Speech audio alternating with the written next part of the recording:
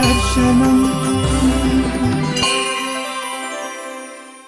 భగవాన్ సత్యసాయి దివ్య శ్రీచరణాల బిందాలకు ప్రణామ సహస్రం సమర్పిస్తూ స్వామి దివ్య అనుగ్రహ ఉపదేశ సందేశ ఆదేశాలతో సుమారుగా 1976 ప్రాంతంలో స్వామి ఒకానొక సందర్భంలో అరుణాచలాన్ని గురించిన ప్రస్తావన చేస్తూ ఇవాళ ఇంటర్వ్యూ రూమ్గా పిలువబడేటువంటి ఆ గదిలో ప్రసంగవశాత్ అకస్మాత్తుగా ఒక మాట చెప్పారు. అరుణాచలం ప్రపంచంలో ఒక హైయెస్ట్ స్పిరిచువల్ సెంటర్. మానవ జన్మ ఎత్తేసినటువంటి ప్రతి వ్యక్తి ఒక్కసారైనా అరుణాచలానికి వెళ్ళాలి అన్నారు. ఆ తర్వాత 8 సంవత్సరాలు అంటే 1984 జనవరి 5వ తారీఖున నేను తిరువణ్ణామలై నుంచి పుట్టపర్తికి వచ్చి పుట్టపర్తి నుంచి బెంగళూరు వెళ్ళి బెంగళూరు మీదుగా నేను అప్పుడు ఉండే ఢిల్లీకి వెళ్ళాలి. అది నా ప్రోగ్రామ్.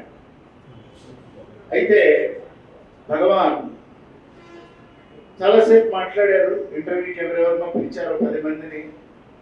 ఎవరెవరికి ఏది ఇవ్వాలో అని ఇచ్చేసి పంపించేశారు. రూమ్లో నేను ఒక్కడిని మిగిలిపోయినాను. ఆ సాగనంపుతూ గడప దాకా వచ్చిన తర్వాత చాలా పక్కనే నుంచొని ఉన్నారు స్వామి. నా షర్టు పట్టుకొని చాలా ఆప్యాయంగా ఒక తండ్రి లాగినట్లుగా నెమ్మదిగా లాగి, రమణులంటే వరుడుకున్నావు, సాక్షాత్తు ఈశ్వరుడు, మనసుకు పొందారు, అరుణాచలానికి వెళుతూ ఉండు అన్నారు. అంటే అరుణాచలానికి వెళ్ళమని చెప్పినటువంటి ప్రథమ ఉపదేశ గురువు ఎవరు అంటే భగవాన్ శ్రీ సత్యసాయి బాబా వారు. వారి అనుగ్రహం కనుక లేకపోతే, గురువుల ఆశీర్వచనం లేకపోతే ఒక ఆకు కూడా కదలదు. ఈ నేపథ్యంలో మరి స్వామి అనుగ్రహం అది ఎంత గొప్పది.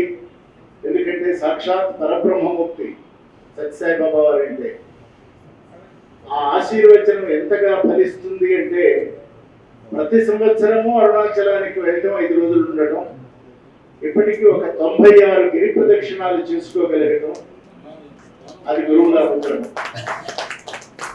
ఇంకో 4 చేస్తే బాగుండు అని ఎవరో అంటే ఆ లెక్కలు మనకెందుకు అన్నాను నేను. అవి ఎన్నాళ్ళు ఎన్ని చేస్తాం, 100తో ఆగాలని ఎక్కడుంది? అదేమన్నా గిన్నీస్ రికార్డా? కాదు కదా. సరే, ఇదంతా ఎట్లా ఉన్నప్పటికీ కూడా క్రితంసారి ఇక్కడికి వచ్చినప్పుడు భారతీయ గురుతత్వం ఆ ప్రసంగ ధార అంతా అయిపోయిన తర్వాత వెంకట్రావు గారు ఈ వేదిక నుంచి దిగి వెళ్తుంటే నెక్స్ట్ మంత్ మాకు రమణ మహర్షి గురించి చెప్పండి అని అడిగారు. తప్పకుండా చెప్తానన్నా. అది చెప్పడం అయిపోయింది. సెప్టెంబర్, అక్టోబర్ మనకి తెలుసు, నవంబర్ 23 దాకా మన డైరీ ఖాళీ ఉండదు. Impossible to come out. మరి ఏం చేయాలి? ప్రతి నెల మనం 4 ఏళ్లుగా ఇక్కడ వస్తున్నాం, అనేక విషయాలు మాట్లాడుకుంటున్నాం. నాకు ఆయన మాట అన్న తర్వాత క్రితం నెల వచ్చినప్పుడు అరుణాచలం రమణులు ఎలా వచ్చారో సుమారుగా 2 గంటలు మనం మాట్లాడుకున్నాం. అది వేళ మళ్ళీ మనం చెప్పుకోనక్కర్లా. అయితే ఇంతకుముందు రాని వాళ్ళ కోసం కాస్త స్థానికులంగా చెప్పాలి. చెప్పుకొని ఏం చెయ్యాలి అని అనుకున్నప్పుడు సరే ఒక 5 రోజులు అసలు వాట్ ఈజ్ భగవాన్ రమణ మహర్షి, ఆయన తత్వం ఏమిటి, ఆయన ఈ ప్రపంచానికి ఏ ఉపదేశం ఇచ్చారు, ఏ రకంగా ఒక జ్ఞాని ఈ జగత్తును నడిపించారు అని అనేక భావాలు ఒక క్షణకాలంలో మనస్సులో మేరినప్పుడు ఇదిగో సెప్టెంబర్ 1 నుంచి 5 వరకు నేను రాగలను అన్నాను. ఆ సెప్టెంబర్ 1 ఏమిటి అంటే భగవాన్ రమణులు అరుణాచలానికి చేరుకున్నటువంటి రోజు. ఇవాళ ప్రపంచం యావత్తు మనతో పాటు లేదా ప్రపంచంతో పాటు మనం అరుణాచల ఆగమన దినోత్సవము చేస్తారు. ఇవాళ ప్రపంచం అంతా జరుపుకుంటున్నది, మనం కూడా జరుపుకుంటున్నాం. ఈ అరుణాచలానికి వారు రావటం ఎంత విశిష్టత ఉన్నదో అని చెప్పుకుందాం. దానికంటే ముందు 2 నిమిషాలు ఆషాఢ ఏకాదశి నాడు నేను సోదరుడు దర్శనం శర్మ గారు పాండురంగ ఆశ్రమానికి వెళుతున్నాం. ప్రాంగణానికి కాదు, ఆశ్రమానికి వెళుతున్నాం. భావానందపురి, అది భావానంద యతీంద్రుల యొక్క ఆశ్రమం ఉంది. ఆ దారిలో ఆయన ఒక మాట అన్నారు, ఇట్లా అనేకమైనటువంటి ఉపన్యాసాలన్నీ గాలిలో వెళ్ళిపోతున్నాయి. నిజమే, మనం ఇక్కడ 4 ఏళ్లుగా కొన్ని వందల ఉపన్యాసాలు చేసుకున్నాం. ఎవరెవరో సెల్లో చేసుకుంటున్నారు, వెళ్ళిపోతున్నారు. అట్లా కాకుండా దీనిని ప్రపంచం మొత్తము వీటిని చేర్చేట్టుగా ఈ సనాతన ధర్మ ప్రసార ధారని చేస్తే ఎలా ఉంటుందని ఒక ఆలోచన ఇప్పుడే కలిగింది. దర్శనం యూట్యూబ్ పెట్టాలని నాకు అనిపిస్తున్నది. అంటే నిన్న మంచి పనికి ముహూర్తం లేదు, సంకల్పమే ముహూర్తం, స్టార్ట్ చేయండి అని అంటే అది అతి విచిత్రంగా సెప్టెంబర్ 1 ఇవాళే కావటం చాలా గురువుల యొక్క అనుగ్రహం శర్మ గారి మీద. దర్శనం మాసపతి, ఆయన పేరు వెంకటరమణ శర్మ, ఎవరికి తెలియదు. ఆయన దర్శనం శర్మ గారు అంటారు. చూశారు అంటే ఎంత సినానిమ్ గా తయారైంది అంటే ఆ ముద్ర అటువంటిది. కాబట్టి ఇవాళ దర్శనం శర్మ గారికి, ఆయన సంకల్పించినటువంటి ఈ ఛానల్కి సర్వ గురువుల యొక్క అనుగ్రహము, సత్యసాయి భగవానుడి యొక్క ప్రేమపూర్వకమైనటువంటి మహద్ ఆశీర్వచనము, రమణానుగ్రహము ముప్పేటగా వారిని ముంచెత్తుగాక అని మంగళాశాసనం చేస్తూ, వారు ఇప్పుడే అన్నారు ప్రతి నెల ఎవరో ఒకళ్ళు వచ్చింది అనంతా రికార్డు చేస్తాము అని. దానికి స్వాగతం పలుకుతూ అనేక విషయాలు మనం మాట్లాడుకోకపోతే ఒక్కొక్కసారి 200 గ్రంథాలు చదివిన ఒక అనుభూతి ఒక ప్రవచనం ఇస్తుంది. మనం చదవలేము అన్ని పుస్తకాలు, అన్ని శాస్త్రాలు. ఎవరి ఏందో భగవంతుడు ఆవేశిస్తాడు. ఆవేశించి ఆయన ఏం చెప్పదలుచుకున్నాడు ఆ గంట సేపు చెప్పి మళ్ళీ ఆ ఉపాధిని వదిలిపెట్టి వెళ్ళిపోతాడు. అట్లా ఈ చెప్తున్నటువంటి వ్యక్తి కూడా ఇవన్నీ నేను చెప్తున్నాను అని అనుకోవటానికి వీలు లేదు. ఎందుకంటే చెప్తున్న వాడికి కూడా ఇక్కడికి వచ్చేదాకా అనే విషయాలు తెలియవు. అది దాంట్లో ఉన్న సీక్రెట్. ఇక్కడికి వచ్చాక ఈ శరీరాన్ని, ఆవరణాన్ని గురువులు వాళ్ళ అధీనంలోకి తెచ్చుకుంటారు. కాబట్టి ఇక్కడ వినబడేటువంటి మాటలన్నీ కూడా పరమ గురువుల యొక్క పూర్ణ సత్యాలుగా, శాస్త్ర ప్రమాణాలుగా భావన చేయమని, అలాగే మనందరం కూడా ఒక పరమోన్నతమైనటువంటి జీవితాన్ని గడిపామన్న తృప్తితో మనం జీవన్ముక్త స్థాయిలో జీవితాన్ని గడపాలి అని ఎవరికి వాళ్ళమే మనం అనుకుంటూ మనం వీళ్ళకి ఈ సత్సంగ ప్రవాహానికి ఈ తొలి చిరుకుగా మనం ప్రారంభం చేద్దాం. నీలారవింద సుహృదా సదృశం ప్రసాదే తుల్యం తథా మహసి తోయజ బాంధవేన బ్రాహ్మణ్యం స్థితోతు పితరం వటమూలవాసం సంస్మారయంతమచలం తమనుస్మరామ. కావ్యకంఠ వాసిష్ఠ గణపతి ముని భగవాన్ శ్రీ రమణుల గురించి రాసినటువంటి ఒక పరమాద్భుతమైనటువంటి శ్లోకం. ఒక గురువుని భౌతిక, ఆదిభౌతిక, ఆధ్యాత్మిక స్థాయిలో అనుభూతిమయం కనుక చేసుకోకపోతే ఇటువంటి శ్లోకాన్ని కవి మాత్రుడు రాయలేడు. కవి అసత్యాన్ని పాక్షికంగా, సత్యాన్ని మరొక పార్శ్వంగా తన కవితా ప్రతిభని, భాషా ప్రౌఢిమని సమన్వయం చేస్తూ తన కవితా వ్యాసంగాన్ని, శ్లోక రచన, పద్య రచన చేస్తాడు. దాన్నంతా చిరికితే సత్యం వెనకబడి ఉంటుంది, కల్పన ఎక్కువ మనకు కనిపిస్తూ ఉంటుంది. కానీ మంత్ర ద్రష్ట అయి, మహా తపస్వి అయి, శాస్త్రముల అన్నింటినీ కూడా కైవసం చేసుకున్నటువంటి మహాతపస్వి కావ్యకంఠ గణపతి ముని నోట ఇటువంటి శ్లోకం వచ్చింది అంటే అది వారి అనుభూతిలో నుంచి బయటకు వచ్చినటువంటిదే తప్ప అది రమణ మహర్షిని గురించిన వర్ణన కాదు, ఆయనకి ఇచ్చే బిరుదు కాదు, ఆయన్ని కీర్తించడము కాదు. నిజానికి భగవాన్ రమణుడు అరుణాచలానికి ఎలా వచ్చారు అన్నప్పుడు, మదురైలో వారి తండ్రి గారు తన ఇంటికి వచ్చినటువంటి ఒక బంధువుని సాగనంపేటువంటి క్రమంలో ముందు నడుస్తూ ఉండగా వారి వెనక భగవాన్ రమణులు వారి వెనక వెళుతూ ఉంటే, ఈ తండ్రి అంటే వెంకట్రామన్ తండ్రి మీరు ఎక్కడి నుంచి వచ్చారని బంధువుని అప్పుడు అడిగితే ఆయన అన్నారు, అరుణాచలం నుంచి అన్నారు. ఈ అరుణాచల అనేటువంటి ఆ పదం, ఆ నామం వెనకాల నడిచి వస్తున్నటువంటి వెంకట్రామన్ చెవిన పడింది. లోకాంతర ప్రాణాలు ఒక్కసారి బయటకు వచ్చినట్లయిపోయింది. జన్మ జన్మాంతర సంగతమైనటువంటి ఒక ఆశ రూపుదాల్చినట్లయింది.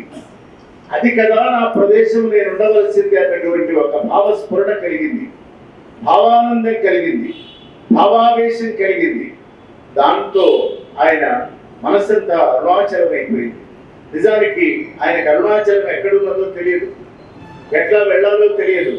కానీ ప్రాపంచికమైన భౌతికమైనటువంటి భావనల నుంచి, కౌటుంబికమైనటువంటి బాంధవ్యాల నుంచి, తద్వారా ఏర్పడినటువంటి వాసనల నుంచి పూర్ణ ముక్తులైనటువంటి వెంకట్రామన్ అరుణాచల అనేటువంటి నామస్మరణ ఆయన్ని పరిపూర్ణంగా కైవసం చేసుకుంది, వశం చేసుకుంది. ఆ వశం చేసుకున్న కారణంగా ఆయన పరవశులైనారు. అది అయి 2 రోజుల విరామం తర్వాత అప్పటికి వారికి ఒక మరణానుభూతి కలిగింది, అంటే ఆత్మానుభూతి కలిగింది.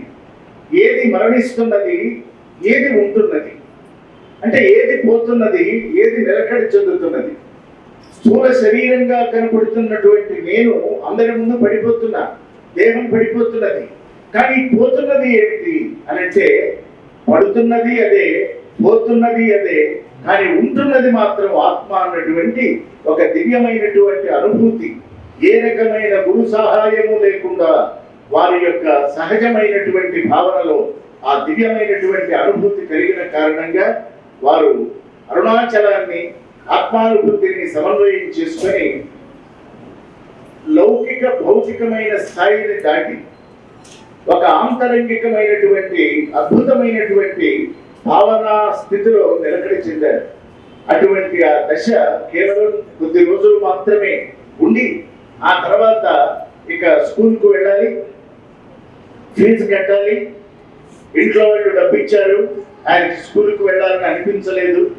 చిన్న ఉత్తరం రాశారు, నేను ఇది స్కూలుకు వెళ్ళటం లేదు, ఫీజు కట్టబడలేదు, దీని నుంచి 2 రూపాయలు తీసుకోబడింది, అంతా థర్డ్ పర్సనే, నేను లేదు అప్పటికే, ఇది దీనికై వెతికే ప్రయత్నం మీరు మానుకోండి అని చీటీ పెట్టి వెంకట్రామన్ తన ప్రస్థానాన్ని అరుణాచలం వైపు తొలి అడుగు వేశారు. ఆ విచిత్రం ఏమిటంటే, వారు స్టేషన్కి చేరుకోగానే డైరెక్ట్ గా ఎక్కడ ఎక్కాలో ఆ కంపార్ట్మెంట్ లో ఎక్కేశారు, కూర్చున్నారు. చుట్టూ చాలా అలజడిగా ఉంది. రైల్వే కంపార్ట్మెంట్ అంటే తెలుసు, ఆ రోజుల్లో జనతా కంపార్ట్మెంట్స్ లో చాలా గందరగోళంగా. వీటన్నింటి మధ్య పరమ ప్రశాంతంగా, ఉదాత్తంగా, గంభీరంగా మౌన ముద్రాంకితుడైనటువంటి వెంకట్రామన్, అప్పటికి ఆయన వయస్సు 16 దాటి ఇంకా 17లోకి రాలే, అది సందర్భం.